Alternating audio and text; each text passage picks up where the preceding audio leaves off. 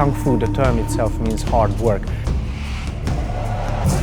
Whether it's technical or whether it's a mental or psychological thing that you are improved, that's already excellent.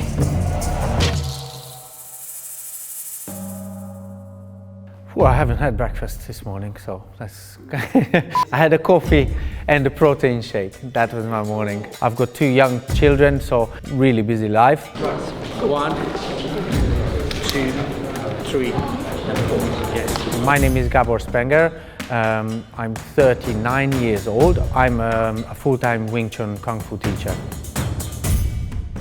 Because I always wanted to do a martial art. I was always fascinated by it. I was like 7, 8, 9 years old, so if I watched a movie, I was immediately in my bedroom doing press-ups and doing the karate or kung fu moves that they were doing in the movies. Association is seeing Gerge. He's been my student since 2013, but we do know each other for a very long time. We used to go together to high school. It's actually a very interesting story because it's him who introduced me to Wing Chun. He's seeing Raza. He's a second highest level teacher. Yeah, we've been training together for a very, very long time.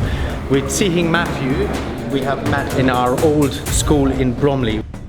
And seeing Hari, he's a core member of our teachers group. He's running the website and he's building the website. So if you need a good website, there you go. You can turn to him.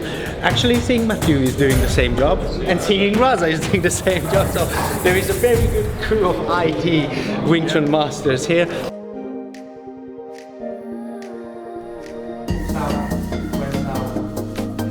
Some of them are going to school still. It's a constant improvement. You know, whether you're a gardener, a painter, or an artist, it doesn't matter. You'll find something that applies to you in Wing Chun. It's a very personal martial art. What is the sole thing that you want to change in your life? In my belief, Wing Chun has got an answer for every question. I just feel like, confident as well. Because obviously I'm not good used to go and beat up people, because obviously you have to use it in certain situations. This could probably be the reason why. But overall, I use it for fitness as well. I can tell you what really gets me about it is that you're totally focused on what you're doing for 2 hours or 3 hours, how long it is, and you have to be present. There's nothing more mindful than doing Wing Chun, because you're going to get hit if you're wondering about what am I going to have for dinner, or this happened yesterday.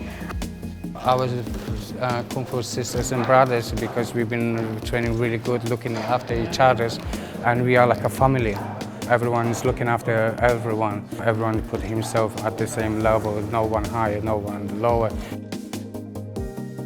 Kung Fu, the term itself, means hard work. Whether it's technical or whether it's a mental or psychological thing that you're improving, as long as you come into a class and you leave with 1% improvement, you've already done a good job. Hoi ma, yi chiki me ma, gan, guan, hao jan. Now Wing Chun looks after my whole family by me looking after my Wing Chun family. Every day my motivation is to come and teach my students. To look around you and to see that this is what I've created over the last 10 years, and to see people getting master grades, becoming teachers, and also nurturing other young people. This is the real motivation for me to keep going and to live my life happily. I'm quite interested in Taoism, which is one of the main principles that Wing Chun is built upon.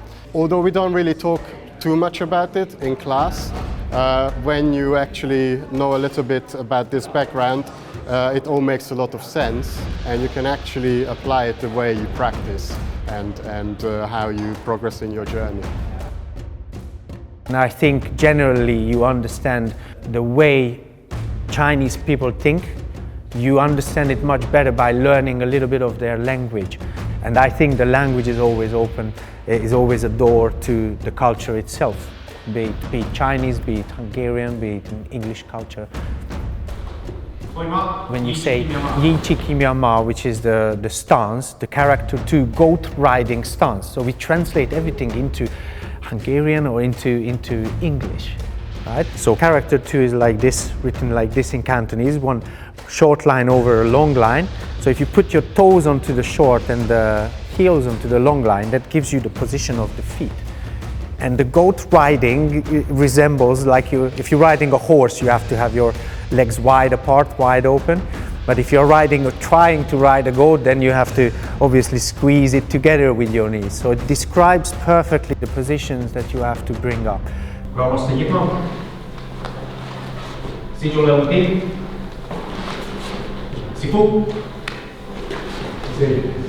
Seeing respect to each other. The history of Wing Chun comes down from roughly about 350 years ago. So when it was created in the Shaolin Temple by 5 leading masters, it was kept as a secret. So you would not just open a school and teach it like how we do it. Yeah. You would just teach it to your son or to your cousin. And then finally we get to Grandmaster Yip Man, who is very famous from being the master of Bruce Lee. I mean, before it was only Chinese males who could learn it. And now women, children, Caucasians, whoever you are, you can learn it. Because I think the soul in a human being is not about where you're from. 1, 2, 3, 4. I'm actually from Hong Kong but grew up in Spain. I think that growing up, I always considered myself Spanish, but actually now that I go back from time to Hong Kong at the same time, while I'm there, I can actually see the comparison between how my upbringing is quite different to perhaps other families in Spain, and comparing that and being able to speak about that now with my friends as well. It's quite enlightening for them too. So a process of self-discovery, I'd say. 2, 1, 2. It came from China. It uses Cantonese as its main language traditionally, and we have to do everything to keep this alive. Lan, Tan, Jisombong. One of my proudest moments was when a young boy called Rupert came in to learn Wing Chun, and his father was just watching from the side. He had his first lesson, which is a free lesson, and he was from Hong Kong. And when I finished the class, his father came over to me, bowed to me, shook my hand, and he said that this, what I just experienced here, is unbelievable. To see that a Caucasian person is teaching Cantonese words, my traditional martial art, is just second to none. That one experience has already made sure that I'm going to do this till the end of my life, and I'm never going to leave the words alone.